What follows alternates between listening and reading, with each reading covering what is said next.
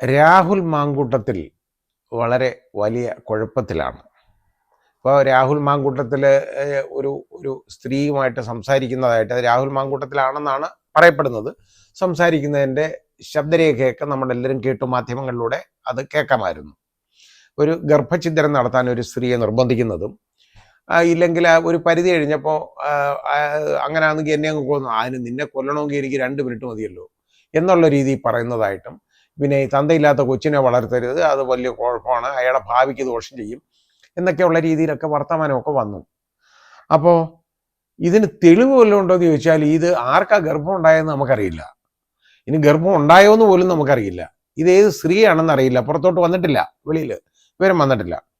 ആ സ്ത്രീ ഒരു പരാതി ആർക്കും കൊടുത്തിട്ടുമില്ല. ഇത് പിന്നെ എങ്ങനെ വെളിയിൽ വന്നെന്ന് ചോദിച്ചാൽ എനിക്കറിയില്ല. മാധ്യമങ്ങൾ എന്തായാലും ഇത് വെളിയിൽ കൊണ്ടുവന്നു. അപ്പോൾ പക്ഷേ അതിനകത്ത് പ്രശ്നം എന്ന് പറയുന്നത് എന്താണെന്നറിയോ?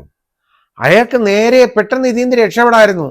ഇത് ഞാനല്ല, അല്ലെങ്കിൽ ഇത് ഇങ്ങനൊരു സംഭാഷണം ഞാൻ നടത്തിയിട്ടില്ല, അങ്ങനെ അയാൾക്ക് ഒരു ഉറപ്പ് വേണ്ടേ? ഉറപ്പുണ്ടെങ്കിൽ അയാൾക്ക് ചോദിക്കാം. ഇനി അയാൾക്ക് അറിയാൻ വയ്യാതെ പോയതാണെന്നൊന്നും എനിക്കറിയില്ല. മുമ്പൊരു രാഷ്ട്രീയ നേതാവ്, ഒരു മന്ത്രിയാണ്, ഒരു രാഷ്ട്രീയ നേതാവിന് പറ്റിയ ഒരു അപകടമുണ്ട്. മദ്യപിച്ച് അങ്ങിലേക്ക് കിട്ടുപോയി. പിന്നെ എന്ത് പറഞ്ഞെന്നും ചെയ്യുന്നതെന്നൊന്നും പുള്ളിക്ക് അറിഞ്ഞുകൂടാ. ഒരു സ്ത്രീയെ വിളിച്ച് ഉള്ള അനാവശ്യങ്ങൾ മുഴുവൻ അവരുമായിട്ട് ലൈംഗികമായിട്ടുള്ള കാര്യങ്ങളെക്കുറിച്ച് അങ്ങ് സംസാരിച്ചു. വളരെ പ്രായമുള്ള ഒരു മനുഷ്യനാണ്. സംസാരിച്ചു, അത് വലിയ പ്രശ്നമായി. അത് സമൂഹ മാധ്യമങ്ങളിൽ വളരെ പ്രശ്നമായി അങ്ങ് പുറത്തേക്ക് വന്നു. വിവരമൊക്കെ ജനങ്ങളൊക്കെ അറിഞ്ഞു കഴിഞ്ഞപ്പോൾ അദ്ദേഹം അത് ഡിനേ ചെയ്യാൻ പോയില്ല. അതിൻ്റെ കാരണം എന്താണെന്നറിയോ? ഡിനേ ചെയ്യാൻ അദ്ദേഹത്തിന് പറ്റുന്നില്ല. ഇത് ഉള്ളതാണോ അല്ലയോ എന്ന് പുള്ളിക്ക് അറിഞ്ഞുകൂടാ. പക്ഷെ ആ നിരപരാധിത്വം ആളുകൾക്ക് മനസ്സിലായി. ഇപ്പം മദ്യപിച്ച് അങ്ങനെ ലക്ക് ഇടാമോ എന്ന് ചോദിച്ചാൽ പാടില്ല, അങ്ങനെ ചെയ്യാൻ പാടുള്ളതല്ല. പക്ഷേ അതുപോലെ ഈ പൊതുരംഗത്തിലുള്ള ഒരാളും ചെയ്യാൻ പാടുള്ള ഒരു കാര്യമല്ല. പൊതുപ്രവർത്തകർക്ക് അത് നിഷിദ്ധമാണ് യഥാർത്ഥത്തിൽ മദ്യപാനം എന്ന് പറയുന്നത്. പക്ഷേ ഇവിടെ പുള്ളി അത് ഡിനേ ചെയ്യാൻ പോയില്ല. ഇങ്ങനെ വർത്തമാനം പറഞ്ഞോ ഇല്ലയോ എന്ന് ചോദിച്ചപ്പം പുള്ളിക്ക് അറിഞ്ഞൂടാ, അതുകൊണ്ടാണ് ഡിനേ ചെയ്യാൻ ഒക്കാത്തത് എന്ന് പറഞ്ഞ പോലെ അത്. പക്ഷെ അങ്ങേര് രക്ഷപ്പെട്ടു. പക്ഷേ രാഹുൽ മാങ്കൂട്ടത്തിൽ ഒരു കാര്യം ചെയ്യാമായിരുന്നു. അയാളല്ല, ഇങ്ങനൊരു പരാതി അയാളുടെ പേരില്ല, അയാൾ ഇങ്ങനെ ചെയ്തിട്ടില്ല എങ്കിൽ ആദ്യം ഫസ്റ്റ് ഓപ്പർച്യൂണിറ്റിയിൽ അയാൾ അത് പറയണം, ഡിനേ ചെയ്യണം. ആദ്യത്തെ അവസരത്തിൽ അത് അയാൾ ചെയ്തിട്ടില്ല. ഇപ്പോൾ ഓരോ കോണിൽ നിന്നൊക്കെ ഡിനേ ചെയ്യാനൊക്കെ ഉള്ള മാർഗങ്ങളൊക്കെ നോക്കി കാണുന്നുണ്ട്. മറ്റേത് ട്രാൻസ് അവന്തിക പറഞ്ഞത് മുഴുവൻ തെറ്റാണ്, എന്നെക്കുറിച്ച് നല്ല അഭിപ്രായം പറഞ്ഞു, അതൊക്കെ അവന്തിക പിന്നെ മാറ്റി പറഞ്ഞു, അങ്ങനെ ഞാൻ പറഞ്ഞിട്ടില്ല എന്നൊക്കെ പറയുന്നുണ്ട്. അതെന്തോ ആവട്ടെ. വേറെ ഒരു സ്ത്രീ ഇതേപോലെ സംസാരിച്ചു, അങ്ങനെ എന്നെക്കുറിച്ച് പറയാൻ സാധ്യതയില്ല, എൻ്റെ സുഹൃത്താണ് എന്നൊക്കെയാണ് പറയുന്നത്. എന്നാൽ ഞാൻ ഇങ്ങനൊന്നും അവരുടെ അടുത്ത് സംസാരിച്ചിട്ടില്ല, ഈ രീതിയിലുള്ള മെസ്സേജൊന്നും ഞാൻ അയച്ചിട്ടില്ല എന്ന് ഇയാൾക്ക് പറയാൻ പറ്റുന്നില്ല. അതാണ് ഇയാളുടെ പ്രശ്നം. ഈ ഒരു കുറ്റം ചെയ്തിട്ടില്ലെങ്കിൽ ഫസ്റ്റ് ഓപ്പർച്യൂണിറ്റിയിൽ അത് ഡിനൈ ചെയ്യണം. ആദ്യത്തെ അവസരത്തിൽ തന്നെ നിഷേധിക്കണം, ഞാൻ ഇങ്ങനെ ചെയ്തിട്ടില്ല, ഞാനല്ല. അപ്പൊ ഈ ഗർഭഛിദ്രത്തെക്കുറിച്ചുള്ള സംസാരമൊക്കെ കേട്ട് കഴിഞ്ഞാൽ ഇത് രാഹുൽ മാങ്കൂട്ടത്തിന്റെ ശബ്ദമായിട്ടാണ് നമുക്ക് കേൾക്കുമ്പോൾ തോന്നുന്നത്. പക്ഷെ ഇന്ന് AI ഫെസിലിറ്റിയൊക്കെ ഉള്ളതുകൊണ്ട് ആർട്ടിഫിഷ്യൽ ഇന്റലിജൻസിലൂടെയൊക്കെ ആരുടെയൊക്കെ ശബ്ദമൊക്കെ എടുക്കാം, ആളുകളുടെ മുഖം എടുത്താൽ മാറ്റാം, ഇതൊക്കെ ചെയ്യാം. നമ്മൾ എത്രയോ പേരെ റീക്രിയേറ്റ് ചെയ്ത് കൊണ്ടുവരുന്നു, കാണാം. പക്ഷേ അങ്ങനെ ചെയ്തേക്കുന്നതെന്നൊക്കെ ഓരോരുത്തരങ്ങ് പറയും. ആ പറയുന്നതിന് മുമ്പ് ഒരു കാര്യം ചെയ്യണം, ഇയാൾ പറയണം ഞാൻ ഇങ്ങനെ സംസാരിച്ചിട്ടില്ല. അയാൾ ഇനി പറഞ്ഞുകൊണ്ട് കാര്യമില്ല, കാരണം ഇപ്പോൾ ഒതുക്കാനുള്ള മാർഗങ്ങളൊക്കെ കണ്ടുപിടിച്ചു കാണും. അതുകൊണ്ടായിരിക്കാം ഇത് ഒതുക്കിയിട്ട് ഒന്ന് റെഡിയാക്കി എടുത്തതിന് ശേഷം പിന്നെ ഡിനേ ചെയ്യാമെന്ന് വിചാരിച്ചു കാണും. പക്ഷേ അപ്പോഴത്തേക്ക് സമയം അങ്ങ് പോയി. ഇനി സുഹൃത്തിനും ബുദ്ധിമുട്ടാണ് ഇനി അത് ഡിനേ ചെയ്യാൻ. ഇപ്പം അതല്ല പ്രശ്നം. ഇയാളുടെ പേര് അന്നേരം കേസൊന്നും ഇല്ലായിരുന്നു, പരാതി ഇല്ലല്ലോ, കംപ്ലൈൻ്റ് ഒന്നുമില്ല. അങ്ങനെ ഇരുന്നപ്പോഴാണ് മുഖ്യമന്ത്രി ഈ 2 ദിവസം മുമ്പ് ഒരു പൊതുയോഗത്തിൽ മുഖ്യമന്ത്രി അങ്ങോട്ട് പ്രസംഗിച്ചപ്പോൾ ഈ സംസാരം എടുത്തിടാൻ വേണ്ടി തന്നെയാണ് ഇങ്ങനെയൊക്കെ പറഞ്ഞു. രാഹുൽ മാങ്കൂട്ടത്തിൽ അങ്ങനെ ചെയ്തു, ഇങ്ങനെ ചെയ്തു, ഇതേപോലുള്ള കുഴപ്പം ഇയാൾ ചെയ്തു, ശരിയാണ്. കാരണം അയാൾ ഒന്നും ഡിനേ ചെയ്യുന്നില്ല. ഗർഭഛിദ്രം നടത്താൻ ഒരു സ്ത്രീയെ നിർബന്ധിച്ചു, അവരെ കൊല്ലുമെന്ന് പറഞ്ഞു. ഇതൊക്കെ മനുഷ്യത്വമാണോ? ഇതൊക്കെ ക്രിമിനൽ കുറ്റമാണ്, അതിനെതിരെയൊക്കെ നടപടി വരും എന്നിട്ട് പറഞ്ഞു. പുറത്തോട്ട് ഇനി അത് നടപടി എടുക്കാൻ പറ്റുമെന്ന് അറിഞ്ഞൂടാ, കാരണം ഇതിന് പരാതിക്കാരി ആരാണെന്ന് പുറത്തോട്ട് വരത്തില്ല, അത് അന്വേഷിച്ച് കണ്ടുപിടിക്കേണ്ടതായിരിക്കുകയാണ്. അന്വേഷിച്ച് കണ്ടുപിടിച്ചാൽ നിർബന്ധമായിട്ടും നടപടി വന്നിരിക്കും എന്നൊക്കെ മുഖ്യമന്ത്രി അങ്ങ് പറഞ്ഞു, ധൈര്യം കൊടുക്കുന്നു. അതുവരെ കേസെടുക്കാതിരുന്ന പോലീസ് ഉടനടി കേസെടുക്കുന്നു, അന്വേഷണം ആരംഭിച്ചിട്ടുണ്ട്. ഇപ്പോഴത്തെ പ്രശ്നം എന്താണെന്നറിയോ? അന്വേഷണം ആരംഭിക്കുമ്പോൾ ഇയാളെ അപ്പോഴത്തേക്ക് ഇയാളുടെ ഈ ചീത്തപ്പേരൊക്കെ കാരണം കോൺഗ്രസിൻ്റെ ഒരു ബുദ്ധിമുട്ടായി അയാൾ പ്രാഥമിക അംഗത്വത്തിൽ നിന്ന് സസ്പെൻഡ് ചെയ്തു, വെളിയിലാക്കി. ഇനിയുള്ള പ്രശ്നം എന്താണെന്നറിയോ?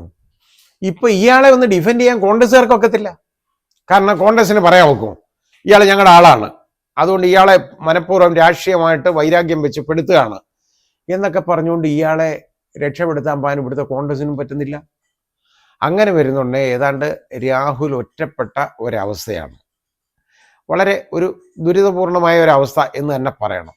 ഞാൻ പറഞ്ഞില്ലേ, കുതിച്ചുയർന്ന് മേലോട്ട് പോയി അതേ സ്പീഡിൽ തന്നെ താഴോട്ട് വീഴുന്നു, പതിക്കുന്നു.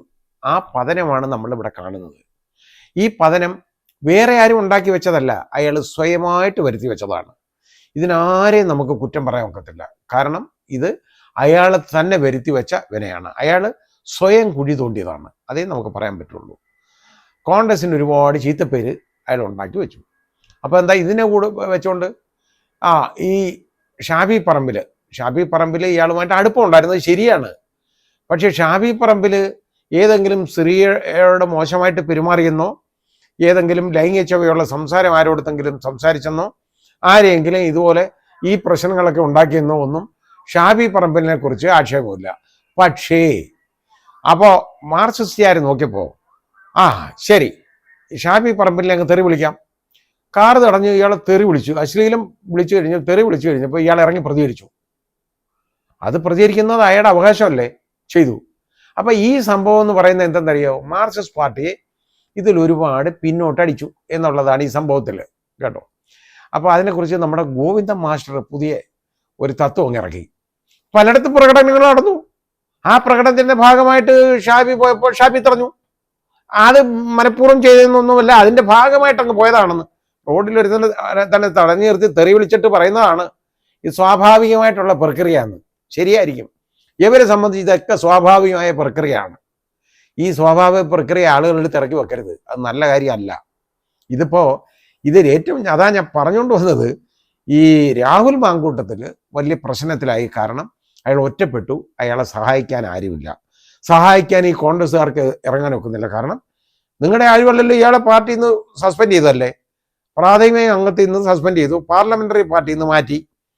അയാൾക്ക് ആ രീതിയിൽ അയാളെ കളഞ്ഞു കഴിഞ്ഞിട്ട് ഇനി അയാൾ ഞങ്ങളുടെ ആളാണ് എന്നും പറഞ്ഞ് അതുകൊണ്ട് ഞങ്ങൾക്ക് അയാൾക്ക് ഷാഫിയെ രാഹുൽ മാങ്കൂട്ടത്തിന് തൊട്ട് കളിച്ചാൽ ഞങ്ങൾ ഇറങ്ങും എന്നൊക്കെ പറയാൻ പറ്റുമോ?